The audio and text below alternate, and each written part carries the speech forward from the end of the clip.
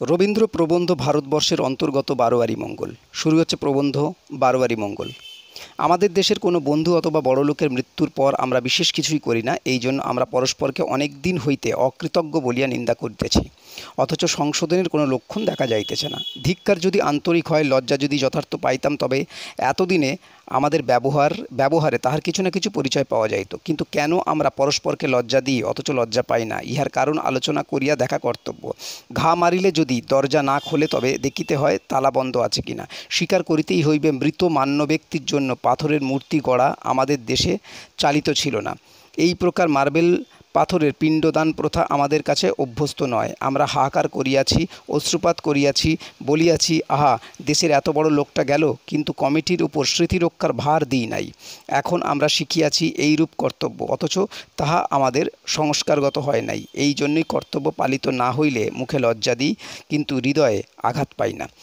ভিন্ন মানুষের হৃদয়ের বৃত্তি একরকম হইলেও বাইরে তাহার প্রকাশ নানা কারণে নানা রকম হইয়া থাকে। ইংরাজ প্রিয় ব্যক্তির মৃতদেহ মাটির মধ্যে ঢাকিয়া পাথরে চাপা দিয়া রাখে, তাহাতে নামধাম তারিখ খুদিয়া রাখিয়া দেয় এবং তাহার চারিদিকে ফুলের গাছ লাগায়। আমরা পরমাত্মীয়ের মৃতদেহ শ্মশানে ভস্য করিয়া চলে আসি, কিন্তু প্রিয়জনের প্রিয়ত্ব কি আমাদের কাছে কিছুমাত্র অল্প? ভালোবাসিতে এবং শোক করিতে আমরা জানি না, ইংরাজ জানে। একথা কবর এবং শ্মশানের সাক্ষ্য হইয়া ঘোষণা করিলেও হৃদয়ে তাহাতে সায় দিতে পারে না। ইহার অনুরূপ তর্ক এই যে, থ্যাংক ইউর প্রতিবাক্য আমরা বাংলায় ব্যবহার করি না, অতএব আমরা অকৃতজ্ঞ। আমাদের হৃদয় ইহার উত্তর এই বলিয়া দেয় যে, কৃতজ্ঞতা আমার যে আছে আমিই তাহা জানি, এবং থ্যাংক ইউর বাক্য ব্যবহারে যে কৃতজ্ঞতার একমাত্র পরিচয় তাহা হইতে পারে না। থ্যাংক ইউ শব্দের দ্বারা হাতে হাতে কৃতজ্ঞতা ঝাড়িয়া ফেলিবার একটা প্রচেষ্টা আছে, সেটা আমরা জবাব স্বরূপ বলিতে পারি। ইউরোপ কাহারও কাছে বাধ্য থাকিতে চাহে না, সে স্বতন্ত্র, কাহারও কাছে তাহার কোনো দাবি নাই, সুতরাং যাহা পায় তাহা সে গায়ে রাখে না। শুধিয়া তখনই নিষ্কৃতি পাইতে চায়। পরস্পরের প্রতি আমাদের দাবি আছে, আমাদের সমাজের গঠনই সেইরূপ। আমাদের সমাজে যে ধনী সে দান করিবে, যে গৃহী সে আতিথ্য করিবে, যে জ্ঞানী সে অধ্যাপন করিবে, যে জ্যেষ্ঠ সে পালন করিবে, যে কনিষ্ঠ সে সেবা করিবে, ইহাই বিধান। পরস্পরের দাবিতে আমরা পরস্পর বাধ্য, ইহাই আমরা মঙ্গল বলিয়া জানি। প্রার্থী যদি ফিরিয়া যায়, তবে ধনীর পক্ষেই তা অশুভ, অতিথি যদি ফিরিয়া যায়, তবে গৃহীর পক্ষেই তা অকল্যাণ। শুভ কর্ম কর্মকর্তার পক্ষেই শুভ, এই জন্য নিমন্ত্রণকারী নিমন্ত্রিতের নিকট কৃতজ্ঞতা স্বীকার করে। আহুত বর্গের সন্তোষে যে একটি মঙ্গলজ্যোতি গৃহ পরিব্যাপ্ত করিয়া উদ্ভাসিত হয়, তাহা নিমন্ত্রণকারীর পক্ষেই পুরস্কার।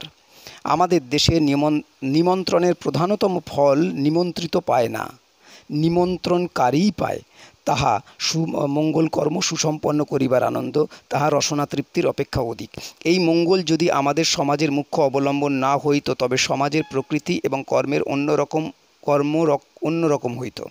স্বার্থ এবং স্বাতন্ত্র্যকে যে বড় করিয়া দেখে, পরের জন্য কাজ করিতে তাহার সর্বদা উত্তেজনা আবশ্যক করে। সে যাহা দেয় অন্তত তাহার একটি রসিদ লিখিয়া রাখিতে চায়। তাহার যে ক্ষমতা আছে, সেই ক্ষমতার দ্বারা অন্যের উপরে সে যদি প্রভাব বিস্তার করিতে না পারে, তবে ক্ষমতা প্রয়োগ করিবার যথেষ্ট উৎসাহ তাহার না থাকিতে পারে। এই জন্য স্বাতন্ত্র্য প্রধান সমাজকে ক্ষমতাশালী লোকের কাছে হইতে কাজ আদায় করিবার জন্য সর্বদা বাহবা দিতে হয়। যে দান করে তাহার যেমন সমারোহ, যে গ্রহণ করে তাহারও তেমনি অনেক আয়োজন দরকার হয়। প্রত্যেক সমাজ নিজের বিশেষ প্রকৃতি এবং বিশেষ আবশ্যক অনুসারে নিজের নিয়মে নিজের কাজ উদ্ধারে প্রবৃত্ত হয়। দাতা দান করিয়াই কৃতার্থ, এই ভাবটার উপরই আমাদের অত্যন্ত ঝোঁক দিয়া থাকি। আর গ্রহীতা গ্রহণ করিয়াই কৃতার্থ, এই ভাবটার উপরেই ইউরোপ অধিক ঝোঁক দিয়া থাকে। স্বার্থের দিক দিয়া দেখিলে যে গ্রহণ করে তাহারই গরজ বেশি, মঙ্গলের দিক থেকে দিয়ে দেখিলে যে দান করে তাহারই গরজ বেশি। অতএব আদর্শভাবে বা আদর্শ ভেদে ভিন্ন সমাজ ভিন্ন পথ দিয়া নিজের কাজে যাত্রা করে, কিন্তু স্বার্থের উত্তেজনা মানব প্রকৃতিতে মঙ্গলের উত্তেজনা অপেক্ষা সহজ এবং প্রবল, তাহাতে সন্দেহ নাই। অর্থনীতিশাস্ত্রে বলে, ডিম্যান্ড অনুসারে সাপ্লাই, অর্থাৎ চাহিদা অনুসারে যোগান হইয়া থাকে। খরিদ্দারের তরফে যেখানে অধিক মূল্য হাঁকে, ব্যবসাদারের তরফ হইতে সেইখানেই অধিক মাল আসিয়া পড়ে। যে সমাজ ক্ষমতার মূল্য বেশি যে সমাজে ক্ষমতার মূল্য বেশি সেই সমাজেই ক্ষমতাশালীর চেষ্টা বেশি হইয়া থাকে, ইয়াই সহজ স্বভাবের নিয়ম। কিন্তু আমাদের সৃষ্টি ছাড়া ভারতবর্ষ বরাবর সহজ স্বভাবের নিয়মের উপর জয়ী হইবার চেষ্টা করিয়াছে। অর্থনীতিশাস্ত্র আর সব জায়গাতেই খাটে, কেবল ভারতবর্ষেই তাহার ওলটপালট হইয়া যায়। ছোট বড় সকল বিষয়ে ভারতবর্ষ মানব স্বভাবকে সহজ স্বভাবের ঊর্ধ্বে রাখিতে চেষ্টা করিয়াছে। ক্ষুধা তৃষ্ণা হইতে আরম্ভ করিয়া ধনমান সম্ভোগ পর্যন্ত কোনো বিষয় তাহার চালচলন সহজ রকম নয়। আর কিছু না পায় তো অন্তত তিথি নক্ষত্রের দোহাই দিয়া সে আমাদের অত্যন্ত স্বাভাবিক প্রবৃত্তিগুলোকে পদে পদে প্রতিহত করিয়া রাখে। এই দুঃসাধ্য কার্যে যে অনেক সময় মূঢ়তাকেই সহায় করিয়া অবশেষে সেই মূঢ়তার দ্বারা নিজের সর্বনাশ সাধন করিয়াছে। ইয়া হইতে তাহার চেষ্টার একান্ত লক্ষ্য কোন দিকে তাহা বুঝা যায়। দুর্ভাগ্যক্রমে মানুষের দৃষ্টি সংকীর্ণ, এই জন্য তাহার প্রবল চেষ্টা এমন সকল উপায় অবলম্বন করে যাহাতে শেষকালে সেই উপায়ের দ্বারাতেই সে মারা পড়ে। সমস্ত সমাজকে নিষ্কাম মঙ্গল কর্মে দীক্ষিত করিবার প্রবল আবেগে ভারতবর্ষ অন্ধতাকেই শ্রেয়জ্ঞান করিয়াছে। এই কথা ভুলিয়া গেছে যে বরঞ্চ স্বার্থের কাজ অন্ধভাবে চলিতে পারে, কিন্তু মঙ্গলের কাজ তাহা পারে না। সজ্ঞান ইচ্ছার উপরই মঙ্গলের মঙ্গলত্ব প্রতিষ্ঠিত। কলেই হোক আর বলেই হোক, উপযুক্ত কাজটি করাইয়া লইতে পারিলেই স্বার্থ সাধন হয়, কিন্তু সম্পূর্ণ বিবেকের সঙ্গে কাজ না করিলে কেবল কাজের দ্বারা মঙ্গল সাধন হইতে পারে না। তিথি নক্ষত্রের বিভীষিকা এবং জন্ম জন্মান্তরের সদ্গতির লোভ দ্বারা মঙ্গল কাজ করাইবার চেষ্টা করিলে কেবল কাজই করানো হয়, মঙ্গল করানো হয় না। কারণ মঙ্গল স্বার্থের ন্যায় অন্য লক্ষ্যের অপেক্ষা করে না, মঙ্গলেই মঙ্গলের পূর্ণতা। কিন্তু বৃহৎ জনসমাজকে এক আদর্শে বাঁধিবার সময় মানুষের ধৈর্য থাকে না। তখন ফললাভের প্রতি তাহার আগ্রহ ক্রমে যত বাড়িতে থাকে ততই উপায় সম্বন্ধে তার আর বিচার থাকে না। রাষ্ট্রহিতৈষা যে সকল দেশের উচ্চতম আদর্শ, সেখানেও এই অন্ধতা দেখিতে পাওয়া যায়। রাষ্ট্রহিতৈষার চেষ্টা বেগ যতই বাড়িতে থাকে ততই মিথ্যা সত্য, মিথ্যা ন্যায় অন্যায়ের বুদ্ধি তিরোহিত হইতে থাকে। ইতিহাসকে অলিক করিয়া, প্রতিজ্ঞাকে লঙ্ঘন করিয়া, ভদ্রনীতিকে উপেক্ষা করিয়া রাষ্ট্রমহিমাকে বড় করিবার চেষ্টা হয়।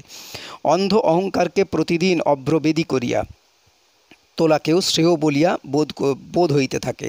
অবশেষে ধর্ম, যিনি সকলকে ধারণ করিয়া রক্ষা করেন, তাহাকে সবলে আঘাত করিয়া নিজের আশ্রয় শাখাটিকে ছেদন করা হয়। ধর্মকালের মধ্যেও বিনষ্ট নয়, বলের দ্বারাও বিক্ষিপ্ত হইয়া থাকেন। ধর্ম কলের মধ্যেও বিনষ্ট হন, বলের দ্বারাও বিক্ষিপ্ত হইয়া থাকেন। আমরা আমাদের মঙ্গলকে কলের মধ্যে ধরিয়া রাখিতে গিয়া মারিয়া ফেলিয়াছি। ইউরোপ স্বার্থ উন্নতিকে বলপূর্বক চাপিয়া রাখিতে গিয়া প্রত্যহই বিনাশ করিতেছে। অতএব আমাদের প্রাচীন সমাজ আজ নিজের মঙ্গল হারাইয়াছে। দুর্গতির বিস্তীর্ণ জালের মধ্যে অঙ্গে প্রত্যঙ্গে জড়ীভূত হইয়া আছে। ইহা প্রত্যক্ষ দেখিতেছি বটে, কি তবু বলিতে হইবে মঙ্গলকেই লাভ করিবার জন্য ভারতবর্ষের সর্বাঙ্গীন চেষ্টা ছিল। স্বার্থ সাধনের প্রয়াসই যদি স্বভাবের সহজ নিয়ম হয়, তবে সে নিয়মকে ভারতবর্ষ উপেক্ষা করিয়াছিল। সেই নিয়মকে উপেক্ষা করিয়াই যে তাহার দুর্গতি ঘটিয়াছে তাহা নয়, কারণ সে নিয়মের বশবর্তী হইয়াও গুরুতর দুর্গতি ঘটে। কিন্তু সমাজকে সকল দিক হইতে মঙ্গল জালে জড়িত করিবার প্রবল চেষ্টায় অন্ধ হইয়া সে নিজের চেষ্টাকে ব্যর্থ করিয়াছে। ধৈর্যের সহিত যদি জ্ঞানের উপর এই মঙ্গলকে প্রতিষ্ঠিত করিতে চেষ্টা করি, তবে আমাদের সামাজিক আদর্শ সভ্য জগতের সমুদয় আদর্শের অপেক্ষা শ্রেষ্ঠ হইবে। অর্থাৎ আমাদের পিতামহদের শুভ ইচ্ছাকে যদি কলের দ্বারা সফল করিবার চেষ্টা না করিয়া জ্ঞানের দ্বারা সফল করিবার চেষ্টা করি, তবে ধর্ম আমাদের সহায় হইবেন। কিন্তু কল জিনিসটাকে একেবারে বরখাস্ত করা যায় না। এক এক দেবতার এক এক বাহন আছে, সম্প্রদায় দেবতার বাহন কল। বহুতর লোককে এক আদর্শে গঠিত করিতে গেলে বোধ করি 12 আনা লোককে অন্ধ অভ্যাসের বশবর্তী করিতে হয়। জগতে যত ধর্ম সম্প্রদায় আছে তাহাদের মধ্যে সজ্ঞান নিষ্ঠা সম্পন্ন লোক বেশি পাওয়া যায় না। খ্রিশ্চান জাতির মধ্যে আন্তরিক খ্রিশ্চান কত অল্প, তাহা দুর্ভাগ্যক্রমে আমরা জানিতে পাইয়াছি। এবং হিন্দুদের মধ্যে হিন্দু সংস্কারবিহীন যথার্থ জ্ঞানী হিন্দু যে কত বিরল, তাহা আমরা চিরাভ্যাসের জড়তাবশত ভালো করিয়া জানিতে পারি নাই। সকল লোকের প্রকৃতি যখন এক হয় না, তখন এক আদর্শকে প্রতিষ্ঠিত করিতে গেলে অনেক বাজে মাল মশলা আসিয়া পড়ে। যে সকল বাছা বাছা লোক এই আদর্শের অনুসারে, তাহারা সাম্প্রদায়িক কলের ভাবটাকে প্রাণের সুবিধা না দিয়ে পানের মশলা আসিয়া পড়ে। যে সকল বাছা বাছা লোক এই আদর্শের অনুযায়ী, তাহারা সাম্প্রদায়িক কলের ভাবটাকে প্রাণের দ্বারা ঢালিয়া লন। কিন্তু কলটাই যদি বিপুল হইয়া উঠিয়া প্রাণকে পিষিয়া ফেলে, প্রাণকে খেলিবার সুবিধা না দেয়, তবেই বিপদ। সকল দেশেই মাঝে মাঝে মহাপুরুষেরা উঠিয়া সামাজিক কলের বিরুদ্ধে সকলকে সচেতন করিতে চেষ্টা করেন, সকলকে সতর্ক করিয়া বলেন, কলের অন্ধ গতিকেই সকলে প্রাণের গতি বলিয়া যেন ভ্রম না করে। অল্পদিন হইল ইংরাজ সমাজে কার্লাইল এইরূপ চেষ্টায় প্রবৃত্ত হইয়াছিলেন। অতএব বাহনটি যখন সমাজ দেবতার কাঁধের উপর চড়িয়া বসিবার চেষ্টা করে, যন্ত্র যখন যন্ত্রীকেই নিজের যন্ত্রস্বরূপ করিবার উপক্রম করে, তখন সমাজে ও সমাজের কলে মাঝে মাঝে ঝুটাপুটি বাঁধিয়া যায়। মানুষ যদি সেই যুদ্ধে কলের উপর জয়ী হয় তো ভালো, আর কল যদি মানুষকে পরাভূত করিয়া চাকার নিচে পিষিয়া চাপিয়া রাখে তবেই সর্বনাশ। আমাদের সমাজে প্রাচীন কলটা নিজের সচেতন আদর্শকে অন্তরাল করিয়া ফেলিয়াছে বলিয়া জড় অনুষ্ঠানে জ্ঞানকে সে আধমরা করিয়া পিঁজরার মধ্যে আবদ্ধ করিয়াছে বলিয়া আমরা ইউরোপীয় আদর্শের সহিত নিজেদের আদর্শের তুলনা করিয়া গৌরব অনুভব করিবার অবকাশ পাই না। আমরা কথায় কথায় লজ্জা পাই। আমাদের সমাজের দুর্ভেদ্য জড়স্তূপ হিন্দু সভ্যতার কীর্তিস্তম্ভ নয়, ইহার অনেকটাই সুদীর্ঘকালের যত্নসঞ্চিত ধূলামাত্র। অনেক সময় ইউরোপীয় সভ্যতার কাছে ধিক্কার পাইয়া আমরা এই ধূলিস্তূপকে লইয়াই গায়ের জোরে গর্ব করি। কলের এই সমস্ত অনাহুত আবর্জনা রাশিকেই আমরা আপনার বলিয়া অভিমান করি। ইহার অভ্যন্তরে যেখানে আমাদের যথার্থ গর্বের ধন হিন্দু সভ্যতা প্রাচীন আদর্শ আলোক ও বায়ুর অভাবে মূর্ছান্বিত হইয়া পড়িয়া আছে, সেদিকে দৃষ্টিপাত করিবার পথ পাই না। প্রাচীন ভারতবর্ষ সুখ স্বার্থ এমনকি ঐশ্বর্যকে পর্যন্ত খর্ব করিয়া মঙ্গলকেই যেভাবে সমাজের প্রতিষ্ঠাস্থল করিবার চেষ্টা করিয়াছিল, এমন আর কোথাও হয় নাই। অন্য দেশে ধনমানের জন্য প্রভুত্ব অর্জনের জন্য হানাহানি কাড়াকাড়ি করিতে সমাজ প্রত্যেককেই উৎসাহ দিয়া থাকে। ভারতবর্ষ সেই উৎসাহকে সর্বপ্রকারে নিরস্ত করিয়াছে, কারণ স্বার্থোন্নতি তাহার লক্ষ্য ছিল না, মঙ্গলই তাহার লক্ষ্য ছিল। আমরা ইংরাজের ছাত্র আজ বলিতেছি, এই প্রতিযোগিতা এই হানাহানির অভাবে আমাদের আজ দুর্গতি হইয়াছে। প্রতিযোগিতার উত্তর প্রশ্রয়ে ইংল্যান্ড, ফ্রান্স, জার্মানি, রাশিয়া, আমেরিকাকে ক্রমশ কিরূপ উগ্র হিংস্রতার দিকে টানিয়া লইয়া যাইতেছে, কিরূপ প্রচণ্ড সংঘাতের মুখের কাছে দাঁড় করিয়াছে, সভ্য নীতিকে প্রতিদিন কিরূপ বিপর্যস্ত করিয়া দিতেছে, তাহা দেখিলে প্রতিযোগিতা প্রধান সভ্যতাকেই চরম সভ্যতা বলিতে কোনোমাত্র প্রবৃত্তি হয় না। বল বুদ্ধি ও ঐশ্বর্য মনুষ্যত্বের একটা অঙ্গ হইতে পারে, কিন্তু শান্তি সামঞ্জস্য এবং মঙ্গলও কি তদপেক্ষা উচ্চতর অঙ্গ নয়? তাহার আদর্শ এখন কোথায়? এখনকার কোন বণিকের আপিসে, কোন রণক্ষেত্রে, কোন কালো কর্তায়, লাল কর্তায় বা খাকি কর্তায় সে সজ্জিত হইয়াছে? সে ছিল প্রাচীন ভারতবর্ষের কুটির প্রাঙ্গণের শুভ্র উত্তরীয় পরিয়া। সে ছিল ব্রহ্মপরায়ণ তপস্বী স্থিমিত ধ্যান আসনে। সে ছিল ধর্মপরায়ণ আর্য গৃহস্থের কর্মমুখরিত যজ্ঞশালায়।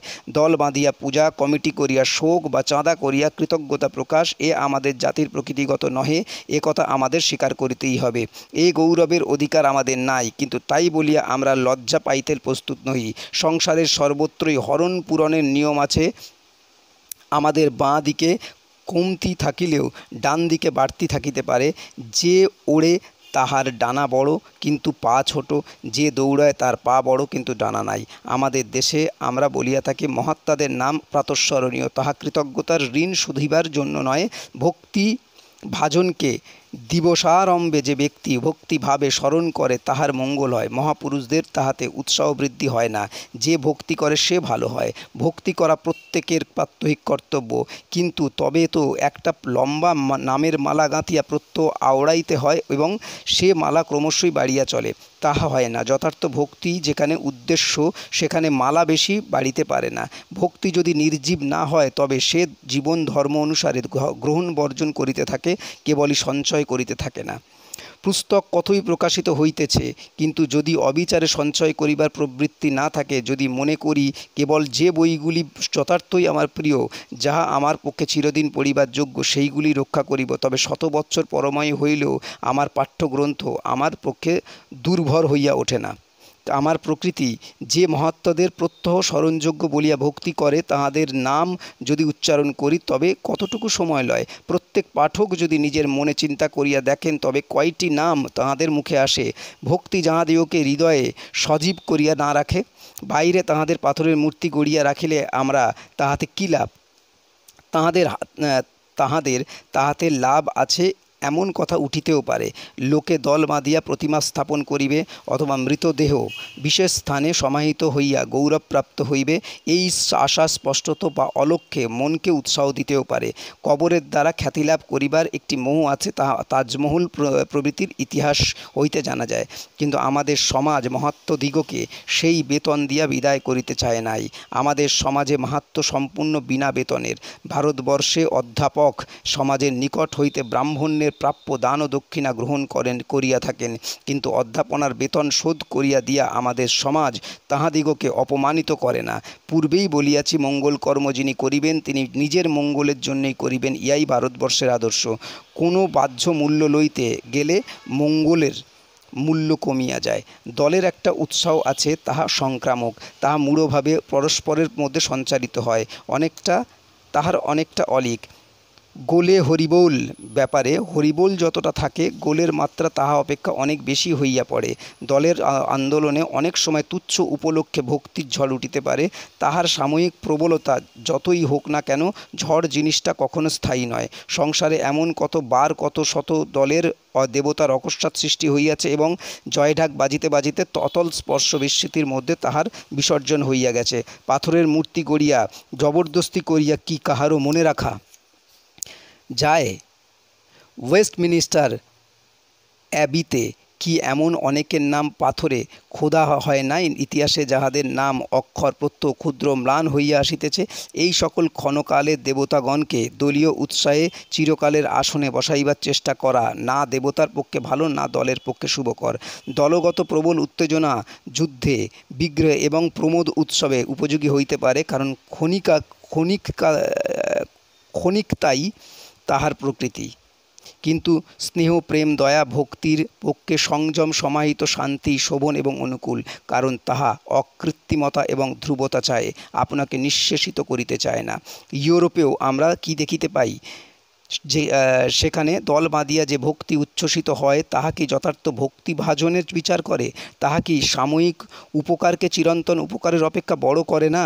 তাহা কি গ্রাম্য দেবতাকে বিশ্ব দেবতার চেয়ে উচ্চে বসায় না? তাহার মুখের দলপতিকে যত সম্মান দেয়, নিভৃতবাসী মহাতপস্বী দিগকে কি তেমন সম্মান দিতে পারে? শুনিয়াছি লর্ড পামারস্টনের সমাধিকালে যেরূপ বিরাট সম্মানের সমারোহ হয়েছিল, এমন কচ্ছিৎ হইয়া থাকে। দূর হইতে আমাদের মনে একথা উদয় হয় যে, এই ভক্তিই কি শ্রেয়? পামারস্টনের নামই কি ইংল্যান্ডের প্রাতঃস্মরণীয়র মধ্যে সর্বগ্রহণীয় মধ্যে স্থান পাইল? দলের চেষ্টায় যদি কৃত্রিম উপায়ে সেই উদ্দেশ্য কিয়ৎ পরিমাণে সাধিত হইয়া থাকে, তবে দলের চেষ্টাকে প্রশংসা করিতে পারি না। যদি না হইয়া থাকে, তবে সেই বৃহৎ আড়ম্বরে বিশেষ গৌরব করিবার এমন কি কারণ আছে? যাহাদের নাম স্মরণ আমাদের সমস্ত দিনের বিচিত্র মঙ্গল চেষ্টার উপযুক্ত উপক্রমণিকা বলিয়া গণ্য হইতে পারে, তাহারাই আমাদের প্রাতঃস্মরণীয়। তাহার অধিক আর বোঝাই করিবার কোনো দরকার নাই। ব্যয় কাতর কৃপণের ধনের মতন ছোট বড় মাঝারি ক্ষণিক এবং চিরন্তন সকল প্রকার মাহাত্ম্যকেই সাদা পাথর দিয়া চাপা দিয়া রাখিবার প্রবৃত্তি যদি আমাদের না হয়, তবে তাহা লইয়া লজ্জা না করিলেও চলে। ভক্তিকে যদি প্রতিদিনের ব্যবহারযোগ্য করিতে হয়, তবে তাহা হইতে প্রতিদিনের অভ্যাসগত অনাবশ্যক ভারগুলি বিদায় করিবার উপায় রাখিতে হয়। তাহার বিপরীত প্রণালীতে সমস্তই স্তূপাকার করিবার চেষ্টা না করাই ভালো। যাহা বিনষ্ট হইবার তাহাকে বিনষ্ট হইতে দিতে হইবে, যাহা অগ্নিতে দগ্ধ হইবার তা ভস্ম হইয়া যাক। মৃতদেহ যদি লুপ্ত না হইয়া যাইত, তবে পৃথিবীতে জীবিতের অবকাশ থাকিত না, ধরাতল একটি প্রকাণ্ড কবরস্থান হইয়া থাকিত। আমাদের হৃদয়ের ভক্তিকে পৃথিবীর ছোট এবং বড়, খাঁটি এবং ঝুটা সমস্ত বড়ত্বের গোরস্থান করিয়া রাখিতে পারি নাই। যাহা চিরজীবী তাহাই থাক, যাহা মৃতদেহ আজ বাদে কাল কীটের খাদ্য হইবে, তাহাকে মুগ্ধ স্নেহে ধরিয়া রাখিবার চেষ্টা করিয়াই শোকের সহিত অথচ বৈরাগ্যের সহিত শ্মশানে ভস্ম করিয়া আশাই বিহিত। পাছে ভুলি, এই আশঙ্কায় নিজেকে উত্তেজিত রাখিবার জন্য কল বানাইবার চেয়ে ভোলাই ভালো। ঈশ্বর আমাদিগকে দয়া করিয়া বিস্মরণ শক্তি দিয়াছেন। সঞ্চয় নিতান্ত অধিক হইয়া উঠিতে থাকিলে বাছাই করা দুঃসাধ্য হয়। তাই ছাড়া তাহা ছাড়া সঞ্চয়ের নেশা বড় দুর্জয় নেশা। একবার যদি হাতে কিছু জমিয়া যায় তবে জমাইবার ঝোঁক আর সামলানো যায় না। আমাদের দেশে ইহাকেই বলে ৯৯-এর ধাক্কা। ইউরোপে একবার বড়লোক জমাইতে আরম্ভ করিয়া এই ৯৯-এর আবর্তের মধ্যে পড়িয়া গেছে। ইউরোপে দেখিতে পাই কেহ বা ডাকের টিকিট জমায়, কেহ বা দেশলাইয়ের বাক্সের কাগজ আচ্ছাদনে জমায়, কেউ বা পুরাতন জুতা, কেউ বা বিজ্ঞাপনের ছবি জমাইতে থাকে। সেই নেশার রোখ যতই চড়িতে থাকে ততই এই সকল জিনিসের একটা কৃত্রিম মূল্য অবশ্যম্ভাবী রূপে বাড়িয়া ওঠে। তেমনি ইউরোপে মৃত বড়লোক জমাইবার যে একটা প্রকাণ্ড নেশা আছে, তাহাতে মূল্যের বিচার আর থাকে না। কাহাকেও আর বাদ দিতে ইচ্ছে করে না। যেখানে একটু মাত্র উচ্চতা বা বিশেষত্ব আছে, সেইখানে ইউরোপ তাড়াতাড়ি সিঁদুর মাখাইয়া দিয়া ঘণ্টা নাড়িতে থাকে। দেখিতে দেখিতে দল জুটিয়া যায়। বস্তুত মাহাত্ম্যের সঙ্গে ক্ষমতা বা প্রতিভার প্রভেদ আছে। মহাত্মারা আমাদের কাছে এমন একটি আদর্শ রাখিয়া যান, যাহাতে তাহাদিওকে ভক্তিভরে স্মরণ করিলে জীবন মহত্বের পথে আকৃষ্ট হয়। কিন্তু ক্ষমতাশালীকে স্মরণ করিয়া আমরা যে ক্ষমতাপ্রাপ্ত হইতে পারি তাহা নয়। ভক্তিভাবে শেক্সপিয়ারের স্মরণ মাত্র আমাদের শেক্সপিয়ারের গুণের অধিকারী করে না, কিন্তু যথার্থভাবে কোনো সাধুকে অথবা বীরকে স্মরণ করিলে আমাদের পক্ষে সাধুত্ব বা বীরত্বের কিয়ৎ পরিমাণও সরল হইয়া আসে। তবে গুণী সম্বন্ধে আমাদের কি কর্তব্য? গুণীকে তার গুণের দ্বারা স্মরণ করাই আমাদের স্বাভাবিক কর্তব্য। শ্রদ্ধার সহিত তানসেনের গানের চর্চা করিয়াই গুণমুগ্ধ গায়কগণ তানসেনকে যথার্থভাবে স্মরণ করে।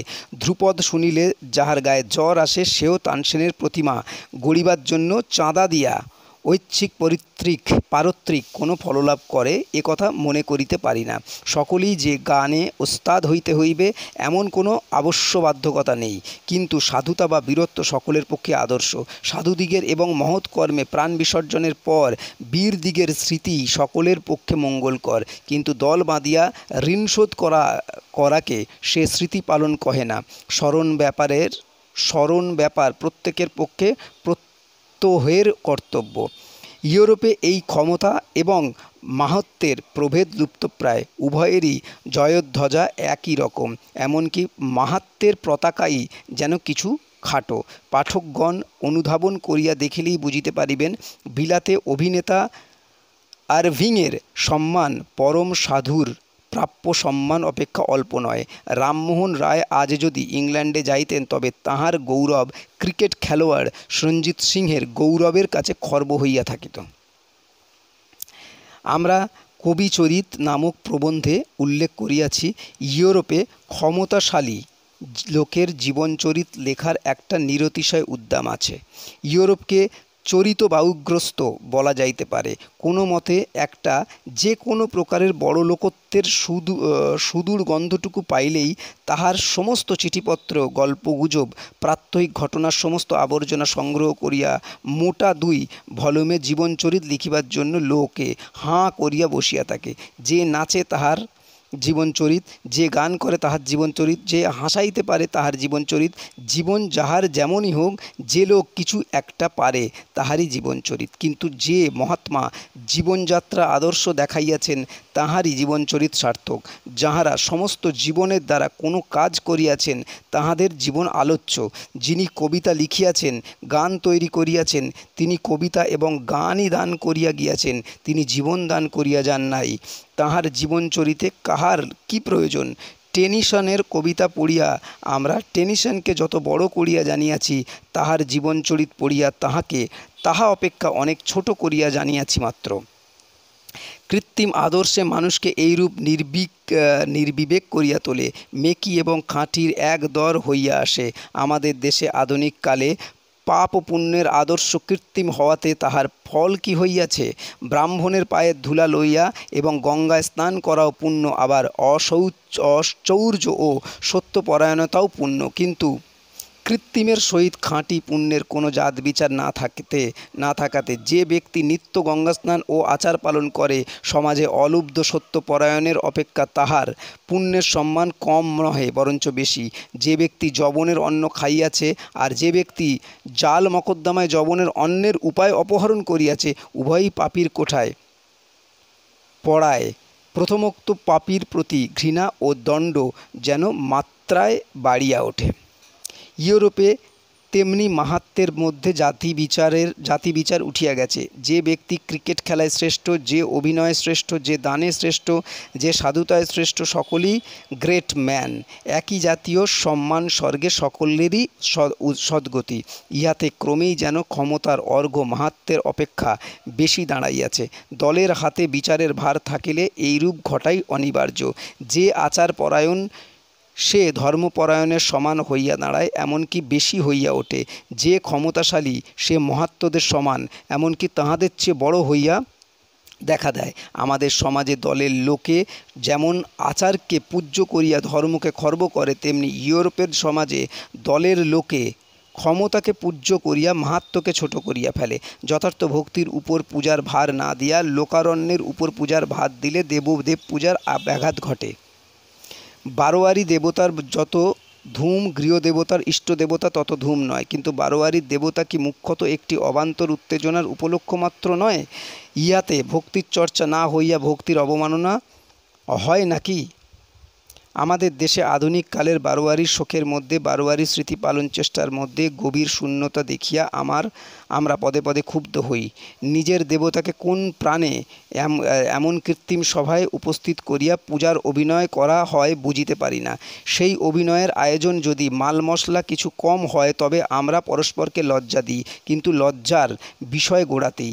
যিনি ভক্ত তিনি মাহাত্ম্য কীর্তন করিবেন, ইহা স্বাভাবিক এবং সকলের পক্ষে শুভ ফলপ্রদ, কিন্তু মাহাত্ম্যকে লইয়া সকলে মিলিয়া একদিন বারোয়ারির কোলাহল তুলিয়া কর্তব্য সমাধার চেষ্টা লজ্জাকর এবং নিষ্ফল।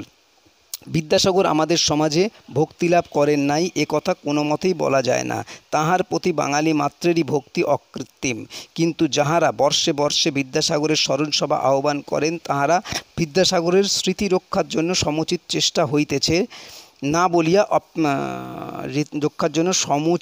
চেষ্টা হইতেছে না বলিয়া আক্ষেপ করিতে থাকেন। তাহাতে কি এই প্রমাণ হয় যে বিদ্যাসাগরের জীবন আমাদের দেশে নিষ্ফল হইয়াছে? তাহা নয়। তিনি আপন মহত্ব দ্বারা দেশের অমস্থান অধিকার করিয়াছেন, সন্দেহ নাই। নিষ্ফল হইয়াছে তাঁর স্মরণসভা। বিদ্যাসাগরের জীবনের যে উদ্দেশ্য তাহা তিনি নিজের ক্ষমতা বলেই সাধন করিয়াছেন। স্মরণসভার যে উদ্দেশ্য তাহা সাধন করিবার ক্ষমতা স্মরণসভার নাই, উপায় সে জানে না। মঙ্গল ভাব স্বভাবতই আমাদের কাছে কত পূজ্য বিদ্যাসাগর তাহার দৃষ্টান্ত। তাহার অসামান্য ক্ষমতা অনেক ছিল, কিন্তু সেই সকল ক্ষমতায় তিনি আমাদিগকে আকর্ষণ করে নাই। তাহার দেওয়া, তাহার অকৃত্রিম অশান্ত লোকহিতৈষী ইহা তাহাকে বাংলাদেশের আবাল বৃদ্ধ বনিতার হৃদয়ে প্রতিষ্ঠিত করিয়াছে। নতুন ফ্যাশনের টানে পড়িয়া আমরা যতই আড়ম্বর করিয়া যত চেষ্টাই করি না কেন, আমাদের অন্তঃকরণ স্বভাবতই শক্তি উপাসনায় মাতে না। ক্ষমতা আমাদের আরাধ্য নয়, মঙ্গলই আমাদের আরাধ্য। আমাদের ভক্তি শক্তির অব্রবেদী সিংহদ্বারে নহে, পুণ্যে স্নিগ্ধ নিভৃত দেব মন্দিরেই মস্তক নত করে। আমরা বলি কৃতির্যস্য স জীবতি। যিনি ক্ষমতাসম্পন্ন লোক তিনি নিজেই কীর্তির মধ্যে নিজে বাঁচিয়া থাকেন। তিনি যদি নিজেকে বাঁচাইতে না পারেন তবে তাহাকে বাঁচাইবার চেষ্টা আমরা করিলে তা হাস্যকর হয়। বঙ্কিমকে কি আমরা সহস্রচরিত পাথরের মূর্তি দ্বারা অমরত্ব লাভে সহায়তা করিব? আমাদের চেয়ে তাহার ক্ষমতা কি অধিক ছিল না? তিনি কি নিজের কীর্তিকে স্থায়ী করিয়া যান নাই? হিমালয়কে স্মরণ রাখিবার জন্য কি চাঁদা করিয়া তাহার একটি কীর্তিস্তম্ভ স্থাপন করা প্রয়োজন আছে? হিমালয়কে দর্শন করিতে গেলে তাহার দেখা পাইব, অন্যত্র তাহাকে স্মরণ করিবার উপায় করিতে যাওয়া মূঢ়তা। কীর্তিবাসের জন্মস্থানে বাঙালি একটি কোনো প্রকারের ধুমধাম করে নাই বলিয়া বাঙালি কীর্তিবাসকে অবজ্ঞা করিয়াছে, এ কথা কেমন করিয়া বলিব? যেমন গঙ্গা পূজি গঙ্গা জলে, তেমনি বাংলাদেশে মুদির দোকান হইতে রাজার প্রাসাদ পর্যন্ত কীর্তিবাসের কীর্তি দ্বারাই কীর্তিবাস কত শতাব্দী ধরিয়া প্রত্যহ পূজিত হইয়া আসিতেছে। এমন প্রত্যক্ষ পূজা আর কি শেষ হইতে পারে?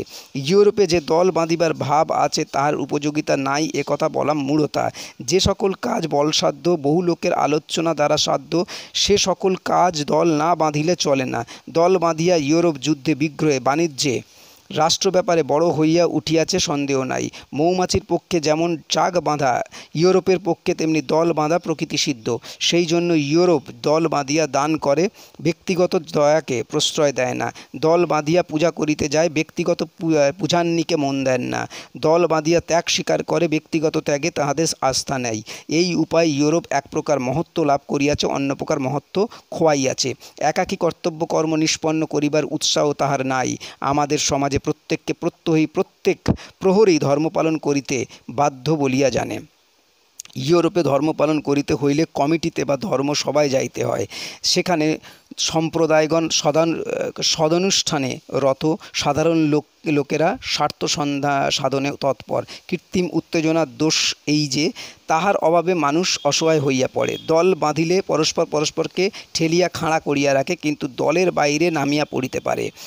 আমাদের দেশে প্রত্যেকের প্রত্যহের কর্তব্য ধর্মকর্মরূপে নির্দিষ্ট হওয়াতে আবাল বৃদ্ধ বনিতাকে যথাসম্ভব নিজের স্বার্থ প্রবৃত্তি ও পশু প্রকৃতিকে সংযত করিয়া পরের জন্য নিজেকে উৎসর্গ করিতে হয়। ইহাই আমাদের আদর্শ। ইহার জন্য সভা করিতে বা খবরের কাগজে রিপোর্ট পাঠাইতে হয় না। এই জন্য সাধারণত সমস্ত হিন্দু সমাজে একটি সাত্ত্বিক ভাব বিরাজমান। এখানে ছোট বড় সকলেই মঙ্গল চর্চারত, কারণ গৃহই আমাদের মঙ্গল চর্চা স্থান। এই যে আমাদের ব্যক্তিগত মঙ্গল ভাব, ইহাকে আমরা শিক্ষার দ্বারা উন্নত, অভিজ্ঞতার দ্বারা বিস্তৃত এবং জ্ঞানের দ্বারা উজ্জ্বলতর করিতে পারি, কিন্তু ইহাকে নষ্ট হইতে দিতে পারি না, ইহাকে অবজ্ঞা করিতে পারি না। ইউরোপে ইহার প্রাদুর্ভাব নাই বলিয়া ইহাকে লজ্জা দিতে এবং ইহাকে লইয়া লজ্জা করিতে পারি না। দলকেই একমাত্র দেবতা জ্ঞান করিয়া তাহার নিকট ইহাকে ধূলিলুণ্ঠিত করিতে পারি না। যেখানে দল বাঁধা অত্যাবশ্যক সেখানে যদি দল বাঁধিতে পারি তো ভালো, যেখানে অনাবশ্যক এমনকি অসঙ্গত সেখানেও দল বাঁধিবার চেষ্টা করিয়া শেষকালে দলের উগ্র নেশা যেন অভ্যাস না করিয়া বসি। সর্বোচ্চে নিজের ব্যক্তিগত কৃত্য তাহা প্রাত্যহিক, তাহা চিরন্তন, তাহার পরে দলীয় কর্তব্য, তাহা বিশেষ আবশ্যক সাধনের জন্য ক্ষণকালীন, তাহা অনেকটা পরিমাণে যন্ত্রমাত্র, তাহাতে নিজের ধর্মপ্রবৃত্তির সর্বতোভাবে সম্পূর্ণ চর্চা হয় না। তাহা ধর্ম সাধন অপেক্ষা প্রয়োজন সাধনের পক্ষে অধিক উপযোগী। কিন্তু কালের এবং ভাবের পরিবর্তন হইতেছে, চারিদিকেই দল বাঁধিয়া উঠিতেছে, কিছুই নিবৃত এবং কেহই গোপন থাকিতেছে না। নিজের কীর্তির মধ্যেই নিজেকে কৃতার্থ করা, নিজের মঙ্গল চেষ্টার মধ্যেই নিজেকে পুরস্কৃত করা এখন আর টেকে না। শুভকর্ম এখন আর সহজ এবং আত্মবিস্মৃত নহে, এখন তাহা সর্বদা উত্তেজনার অপেক্ষা রাখে। যে সকল ভালো কাজ ধ্বনিত হইয়া ওঠে না আমাদের কাছে, তাহার মূল্য প্রতিদিন কমিয়া আসিতেছে। এই জন্য ক্রমশ আমাদের গৃহ পরিত্যক্ত, আমাদের জনপদ নিঃসহায়, আমাদের জন্মগ্রাম রোগজীর্ণ, আমাদের পল্লীর সরোবর সকল পঙ্কদূষিত, আমাদের সমস্ত চেষ্টাই কেবল সভা সমিতির এবং সংবাদপত্র হাটের মধ্যে। ভ্রাতৃভাব এখন ভ্রাতাকে ছাড়িয়া বাহিরে ফিরিতেছে, দয়া এখন দিনকে ছাড়িয়া সংবাদদাতার স্তম্ভের উপর চড়িয়া দাঁড়াইতেছে, এবং লোকহিতৈষিতা এখন লোককে ছাড়িয়া রাজদ্বারে খেতাব খুঁজিয়া বেড়াইতেছে। ম্যাজিস্ট্রেটের তাড়া না খাইলে এখন আমাদের গ্রামে স্কুল হয় না, রোগী ওষুধ পায় না, দেশের জলকষ্ট দূর হয় না। এখন ধ্বনি ও ধন্যবাদ এবং করতালির নেশা যখন চড়িয়া উঠিয়াছে, তখন সেই প্রলোভনের ব্যবস্থা রাখিতে হয়, ঠিক যেন বাছুরটাকে কসাইখানায় বিক্রয় করিয়া ফুঁকা দেওয়া দুধের ব্যবসায় চালাইতে হইতেছে। অতএব আমরা যে দল বাঁধিয়া কৃতজ্ঞতা প্রকাশের জন্য পরস্পরকে প্রাণপণে উৎসাহিত করেছি, এখন তার সময় আসিয়াছে। কিন্তু পরিবর্তনের সন্ধিকালে ঠিক নিয়ম মতো কিছুই হয় না। সকালে হয়তো শীতের আভাস, বিকেলে হয়তো বসন্তের বাতাস দিতে থাকে। দিশি হালকা কাপড় গায়ে দিয়া হঠাৎ সর্দি লাগে, বিলাতি মোটা কাপড় গায়ে দিলে ঘর্মাক্ত কলেবর হইতে হয়। সেই জন্য আজকাল দিশি ও বিলেতি কোনো নিয়মই পুরোপুরি খাটে না। যখন বিলাতি প্রথায় কাজ করিতে যাই, দেশি সংস্কার অলক্ষ্যে হৃদয়ের অন্তঃপুরে থাকিয়া বাধা দিতে থাকে। আমরা লজ্জায় ধিক্কারে অস্থির হইয়া উঠি। দেশিভাবে যখন কাজ ফাঁদিয়া বসি, তখন বিলাতের রাজ অতিথি আসিয়া নিজের বসিবার উপযুক্ত আসন না পাইয়া নাসাকুঞ্চিত করিয়া সমস্ত মাটি করিয়া দেয়। সভা সমিতির নিয়ম মতো ডাকি, অথচ তাহা সফল হয় না। চাঁদার খাতা খুলি, অথচ তাহাতে যেটুকু অঙ্কপাত হয় তাহাতে কেবল আমাদের কলঙ্ক ফুটিয়া ওঠে। আমাদের সমাজে যেরূপ বিধান ছিল তাহাতে আমাদের প্রত্যেক গৃহস্থকে প্রতিদিন চাঁদা দিতে হইত। তাহার তহবিল আত্মীয় স্বজন অতিথি অভ্যাগত দিন দুঃখী সকলের জন্য ছিল। এখনও আমাদের দেশে সে যে দরিদ্র, সে নিজের ছোট ভাইকে স্কুলে পাঠ পড়াইতেছে, ভগিনীর বিবাহ দিতেছে, পৈতৃক নিত্য নৈমিত্তিক ক্রিয়া সাধন করিতেছে, বিধবা পিসিমাসিকে সসন্তান পালন করিতেছে। ইহাই দিশি মতে চাঁদা, ইহাই উপরে আবার বিলাতি মতে চাঁদা লোকের সহ্য হয় কি করিয়া? ইংরাজ নিজের বয়স্ক ছেলেকে পর্যন্ত স্বতন্ত্র করিয়া দেয়, তাহার কাছে চাঁদার দাবি করা অসঙ্গত নয়। নিজের ভোগেরই জন্য যাহার তহবিল, তাহাকে বাহ্য উপায়ে স্বার্থত্যাগ করাইলে ভালোই হয়। আমাদের কয়েকজন লোকের নিজের ভোগের জন্য কতটুকু উদ্বৃত্ত থাকে, ইহার উপরে 12 মাসে 1300 নতুন নতুন অনুষ্ঠানের জন্য চাঁদা চাইতে আসিলে বিলাতি সভ্যতার উত্তেজনা সত্ত্বেও গৃহীর পক্ষে বিনয় রক্ষা করা কঠিন হয়। আমরা ক্রমাগতই লজ্জিত হইয়া বলিতেছি, এত বড় অনুষ্ঠানপত্র বাহির করিলাম, টাকা আসিতেছে না কেন? এত বড় ঢাক পিটাইতেছি, টাকা আসিয়া পড়িতেছে না কেন? এত বড় কাজ আরম্ভ করিলাম, অর্থাভাবে বন্ধ হইয়া যাইতেছে কেন? বিলাত হইলে এমন হইতো তেমন হইতো, হু হু করিয়া মুষলধারে টাকা বর্ষিত হইয়া যাইত। কবে আমরা বিলাতের মতো হইব?